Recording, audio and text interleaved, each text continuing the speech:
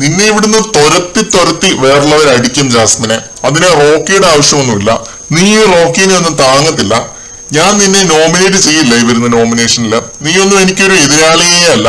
നമ്മുടെ റോക്കി ബൈയുടെ മാസാണ് ഈ ഒരു രാത്രിയിലും ലൈവ് മൊത്തം.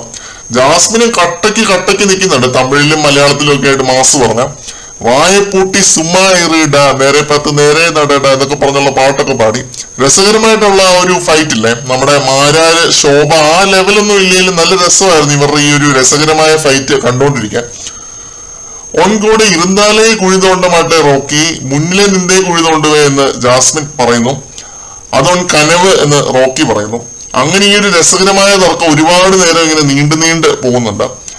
നീ ഇവിടെ വന്നിരുന്ന് പറ മോനെ റോക്കി, ഇപ്പൊ ഗോള് നിന്റെ പോസ്റ്റിലല്ലേ, വാ വന്നിരുന്ന് സംസാരിക്കുക എന്ന് ജാസ്മിൻ പറയുന്നു. അപ്പോഴാണ് റോക്കി മറ്റേ തുരത്തി അടിക്കും ഡയലോഗ് പറയുന്നത്. നീ ഇവിടുന്ന് ആക്ഷൻ മാത്രം ചെയ്താൽ മതി, അതിന് റിയാക്ഷൻ ഓഡിയൻസ് കണ്ടിപ്പാ തന്നോളും എന്ന് റോക്കി പറയുന്നു. അപ്പൊ റോക്കി നടന്നു പോകാൻ നോക്കുമ്പോ അയ്യോ റോക്കി പോവല്ലേ എന്ന് ജാസ്മിൻ ഇങ്ങനെ ഇത് പാടുന്നു. ഞാൻ കെട്ടവനിക്ക് റൊമ്പ കെട്ടവൻ, നല്ലവനിക്ക് നല്ലവൻ എന്ന് റോക്കി. അങ്ങനെ തമിഴിലും മലയാളത്തിലുമായിട്ട് രണ്ടുപേരും രാത്രി മാസടിച്ച് മരിക്കുകയാണ് ലൈവില്.